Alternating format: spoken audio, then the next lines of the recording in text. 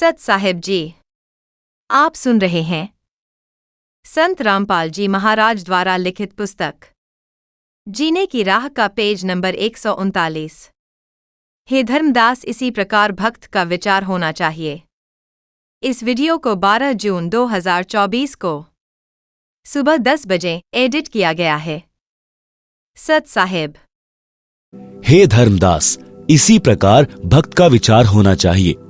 ऐसे ही जो सतपुरुष लौलावे, कुल परिवार सब बिसरावे, नारी सुत का मोह न आने, जगत रू जीवन स्वप्न कर जाने। जग में जीवन थोड़ा भाई, अंत समय कोई नहीं सहाय। बहुत प्यारी नारी जग माही, मात पिता जाके समनाही। तेही कारण नर शीश जो देही, अंत समय सो नहीं संग देही। चाहे कोई जले पति के संगा, फिर दोनों बने कीट पतंगा। फिर पशु पक्षी जन्म पावे, बिन सतगुरु दुख कौन मिटावे। ऐसी नारी बहु तेरी भाई, पति मरे तब रूधन मचाई। काम पूर्ति की हानि विचारे, दिन 13 ऐसे पुकारे। निज स्वार्थ को रोदन करही, तुरंत ही खसम दूसरों करही। सुत परिजन धन स्वप्न स्नेही, सत्य नाम गहु निज मति एही। स्वतन संप्रिय और न आना, सो भी संग नहीं चलत निदाना। ऐसा कोई ना दिख भाई, अंत समय में होए सहाय। आदि अंत का सखा भुलाया, झूठे जगन्नाथों में फिरे उमाया। अंत समय जमदूत गला दबावे, ता समय कहो कौन छुड़ावे। सतगुरु है एक छुड़ावन हारा, निश्चय कर मानहु कहा हमारा। काल को जीत हंस ले जाही, अविचल देश जहां पुरुष रहाही। जहां जाए सुख होए अपारा, बहुर न आवे इस संसारा। ऐसा दृढ़ मता कराही, जैसे सूरा लेत लड़ाई। टूक टूक हो मरे रण के माही, पूठा कदम कबहु हटावे नाही। जैसे सती पति संग जरही, ऐसा दृढ़ निश्चय जो करही। साहेब मिले जग कीर्ति होई, विश्वास कर देखो कोई। हम हैं राह बतावन हारा, माने बचन भव उतरे पारा। छल कपट हम नहीं कराही, निस्वार्थ परमार्थ करें भाई। जीव एक जो शरण पुरुष की जावे, प्रचारक को घना पुण्य पावे। कोटि धेनु जो कटत बचाई, एता धर्म मिले प्रचारक ताही। लावे गुरु शरण दीक्षा दिलावे, आपा ना थापे सब कुछ गुरु को बतावे। जो कोई प्रचारक गुरु बनी बैठे, परमात्मा रूठे काल कान एठे। 1,28 झूठे गुरु रोवे, पड़े नरक में ना सुख सोवे। अब कहे है भूल भई भारी, हे सतगुरु सुध लेवो हमारी। बोए बबूल आम कहां खाई, कोटि जीवन को नरक पठाई। ऐसी गलती ना करहूं सुजाना, सत्य वचन मानो प्रमाना। शब्दार्थ। उपरोक्त वाणियों का भावार्थ है कि जब लड़का युवा होता है तो उसका विवाह हो जाता है। विवाह के पश्चात माता पिता से भी अधिक लगाव अपनी पत्नी में हो जाता है। फिर बच्चों से ममता हो जाती है। यदि पति की मृत्यु हो जाती है तो पत्नी साथ नहीं जाती। कुछ समय पश्चात यानी 13वीं क्रिया के पश्चात छोटे बड़े पति के भाई के साथ सगाई विवाह कर लेती है। पति को पूर्ण रूप से भूल जाती है। यदि कोई अपने पति के साथ जल मरती है तो अगले जन्म में पक्षी या पशु योनि में दोनों भटक रहे होंगे। जिस पत्नी के लिए पुरुष अपनी गर्दन तक कटा लेता है, यदि कोई किसी की पत्नी को बुरी नजर से देखता है, मना करने पर भी नहीं मानता है, तो पति अपनी पत्नी के लिए लड़ मरता है। फिर वही पत्नी पति की मृत्यु के उपरांत अन्य पुरुष से मिल जाती है। यह भले ही समय की आवश्यकता है, परंतु भक्त के लिए ठोस शिक्षा है। इसी प्रकार किसी व्यक्ति की पत्नी की मृत्यु हो जाती है तो वह कुछ समय उपरांत दूसरी पत्नी ले आता है। पत्नी अपने पति के लिए अपना घर, भाई बहन, माता पिता त्याग कर चली आती है, परंतु पत्नी की मृत्यु के उपरांत स्वार्थ के कारण रोता है, परंतु जब अन्य व्यक्ति विवाह के लिए कहते हैं तो सब भूलकर तैयार हो जाता है। भावार्थ है कि सब स्वार्थ का नाता है, इसलिए सत्य भक्ति करके उस सत्य लोक में चलो जहां पर जरा यानी वृद्धावस्था तथा मरण यानी मृत्यु नहीं है। आगे चेतावनी दी है कि हे भक्त, अपने शरीर के समान इंसान को कुछ भी प्रिय नहीं होता। अपने शरीर की रक्षार्थ लाखों रुपए इलाज यानी ट्रीटमेंट में खर्च कर देता है, यह विचार करके कि यदि जीवन बचा तो मेहनत मजदूरी करके रुपए तो फिर बना लूंगा, यदि रुपए नहीं होते हैं तो संपत्ति को भी यही विचार करके बेच देता है और अपना शरीर बचाता है। परमेश्वर कबीर जी ने समझाया है कि हे धर्मदास, स्व तनु सम प्रिय और न आना, सो भी संग न चलत निदाना। शब्दार्थ, अपने शरीर के समान अन्य कुछ वस्तु प्रिय नहीं है, वह शरीर भी आपके साथ नहीं जाएगा। फिर अन्य कौन सी वस्तु को तू अपना मानकर भूले और भगवान भूले फिर रहे हो। सर्व संपत्ति तथा परिजन एक स्वप्न जैसा साथ है। कबीर परमेश्वर जी ने कहा है कि मेरी अपनी राय यह है कि पूर्ण संत से सत्य नाम यानी सत्य साधना का मंत्र लेकर अपने जीव का कल्याण कराओ, और जब तक आप स्वप्न यानी संसार में हैं तब तक स्वप्न देखते हुए पूर्ण संत की शरण में जाकर सच्चा नाम प्राप्त करके अपना मोक्ष कराओ। सर्व प्राणी जीवन रूपी रेलगाड़ी यानी ट्रेन में सफर कर रहे हैं। जिस डिब्बे यानी कंपार्टमेंट में बैठे हो वह आपका नगर है, जिस सीट पर बैठे हो वह आपका परिवार है। जिस जिसकी यात्रा पूरी हो जाएगी वे अपने अपने स्टेशन पर उतर जाएंगे। यही दशा इस संसार की है। जैसे यात्रियों को मालूम होता है कि हम कुछ देर के साथी हैं, सभ्य व्यक्ति उस सफर में प्यार से रहते हैं, एक दूसरे का सहयोग करते हैं। इसी प्रकार हमने अपने स्वप्न वाले मानव जीवन के समय को व्यतीत करना है।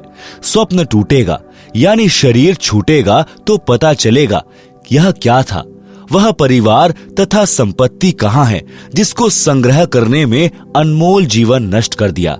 संसार के अंदर परमात्मा के अतिरिक्त ऐसा कोई नहीं है जो मृत्यु के समय में यम के दूत कंठ को बंद करेंगे। उस समय आपकी सहायता करें। परमेश्वर उसी की मदद करता है जिसने पूर्ण संत से दीक्षा ले रखी होगी। परमेश्वर उस सतगुरु के रूप में उपदेशी की सहायता करता है। इसलिए सतगुरु जी की शरण में आने के पश्चात ज्ञानवान साधक परमेश्वर में ऐसी लग्न लगाएं जैसी मृग, पतंग, सती, शूरवीर लगाते हैं। अपने उद्देश्य से पीछे नहीं हटते। शूरवीर टुकड़े टुकड़े होकर पृथ्वी पर गिर जाना बेहतर मानते हैं, पीछे कदम नहीं हटाते।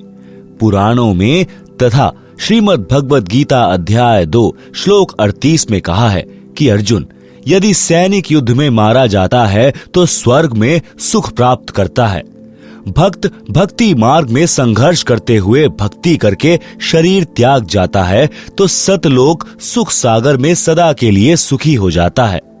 जन्म मरण का संकट सदा के लिए समाप्त हो जाता है। जैसे हमारा जन्म पृथ्वी पर हुआ, हमारे को ज्ञान नहीं था कि हम किसके घर पुत्र या पुत्री रूप में जन्म लेंगे। फिर हमारे को नहीं पता था कि हमारा विवाह संयोग किसके साथ होगा। यह भी ज्ञान नहीं था कि हमारे घर बेटा जन्म लेगा या बेटी।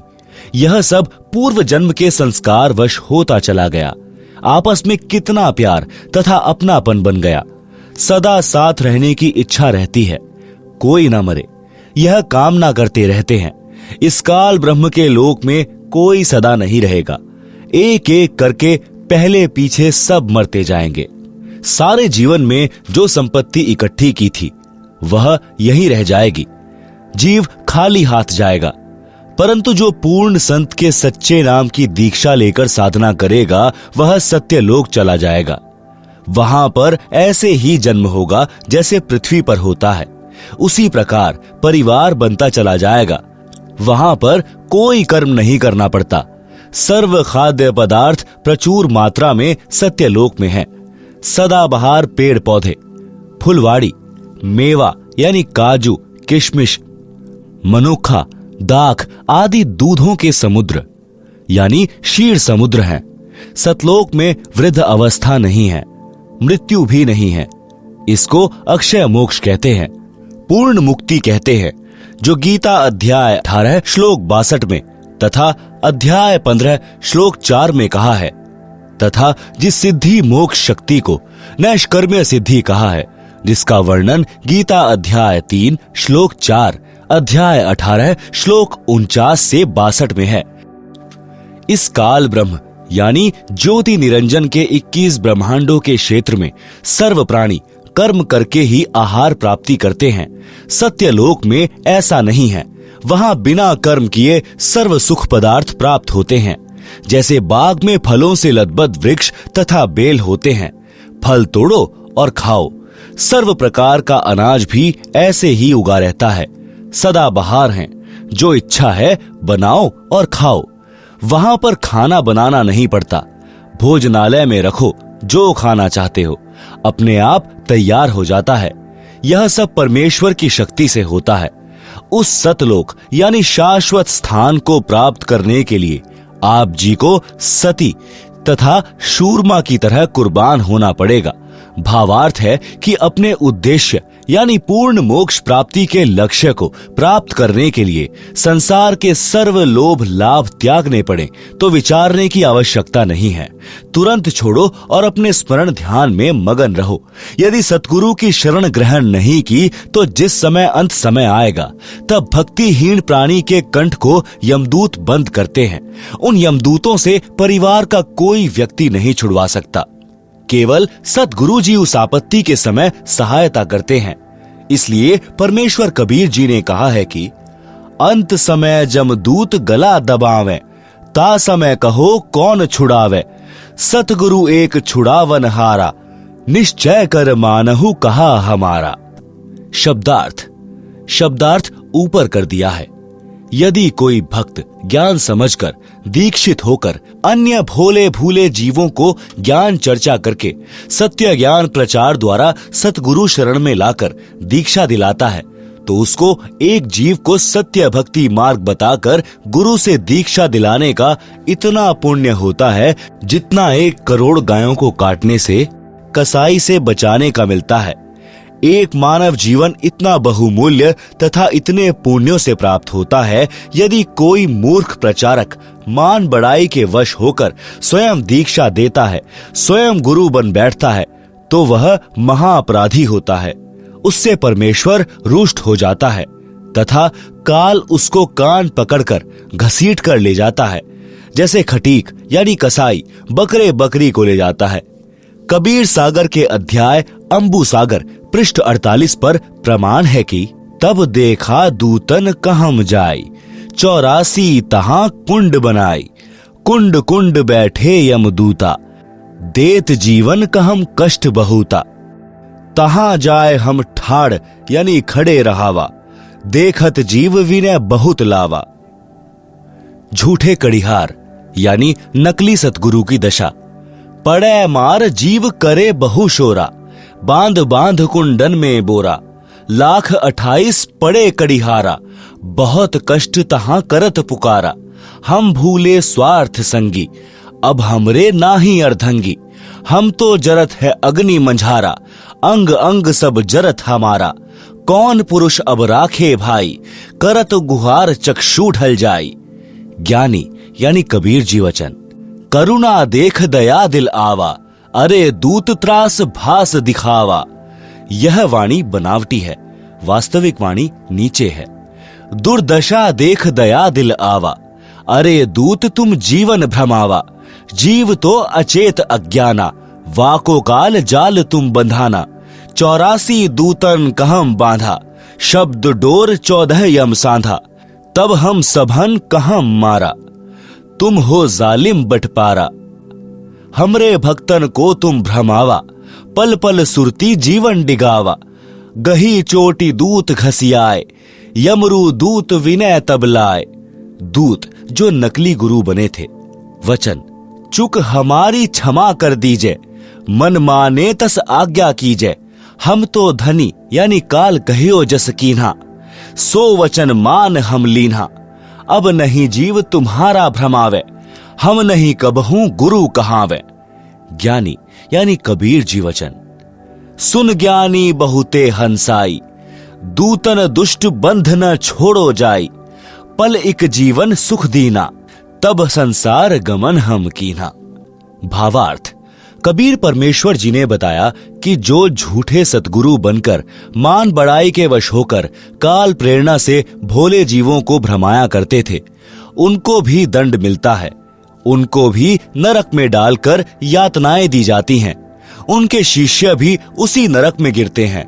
जब मैं उस नरक के पास गया जिसमें वे मान बड़ाई के भूखे नकली कड़िहार यानी संसार के काढ़ने वाले यानी सतगुरु बनकर महिमा बनाए हुए थे, लाखों जीवों को शिष्य बनाकर नरक में अपने साथ ले गए। फिर परमेश्वर के विधान अनुसार वे भी अपराधी होने के कारण नरक में पड़े थे। उस नरक क्षेत्र में कुंड बने हैं, प्रत्येक कुंड में जीव पड़े हैं तथा यमदूत सता रहे हैं। वे 28 लाख नकली सद्गुरुओं ने मुझे देखकर अर्जी लगाई कि हमें बचा लो प्रभु। कारण यह था कि जो यमदूत उन्हें नरक में मार पीट रहे थे, वे सब परमेश्वर कबीर जी की शक्ति के सामने कांपने लगे। इस कारण से उन नकली सद्गुरुओं को लगा कि ये कोई परम शक्ति वाले देव हैं। परमेश्वर कबीर जी ने कहा कि तुमने भोले जीवों को भ्रमित किया, अपने आप को पूर्ण सतगुरु सिद्ध किया। तुम्हें पता भी था कि तुम्हारे पास नाम दीक्षा का अधिकार नहीं, तुम्हें पूर्ण मोक्ष का ज्ञान नहीं। अपने स्वार्थवश लाखों मनुष्यों के अनमोल जीवन का नाश कर दिया। वे काल जाल में फंसे रह गए। फिर मैंने उन दूतों यानी काल के बनाए कड़िहारों को तथा अन्य यमदूतों को मारा, चोटी पकड़कर घसीटा। फिर नकली सतगुरुओं ने कहा कि हमने तो अपने धनी यानी मालिक काल ब्रह्म की आज्ञा का पालन किया है, अब आप जैसे कहोगे हम वैसे करेंगे। मैंने कहा कि अब तुमको छोड़ा नहीं जाएगा। जो जीव उन नकली गुरुओं के शिष्य बनकर जीवन नष्ट कर गए थे, वे भी वहीं उनके साथ नरक में पड़े थे। जब तक मैं यानी कबीर परमेश्वर जी वहां रहा, उन जीवों को नरक का कष्ट नहीं हो रहा था। इस प्रकार उनको कुछ समय का सुख देकर वहां से चलकर संसार में आया। मेरे आने के पश्चात वे नकली गुरुओं तथा उनके भोंदू शिष्यों को फिर से नरक की यातना प्रारंभ हो गई। इसलिए पूर्वोक्त वाणी में कहा है कि यदि कोई प्रचारक स्वयं गुरु बन बैठा तो परमेश्वर रुष्ट हो जाएगा और काल कान ऐठेगा अर्थात कष्ट देगा। इसलिए हे सज्जन पुरुष, कभी ऐसी गलती न करना, मेरे वचन को प्रमाणित मानना। को हमारी एक्सप्लेनेशन अच्छी लगती है तो आप इस वीडियो को लाइक करें और हमारे चैनल को सब्सक्राइब करें। सत साहेब।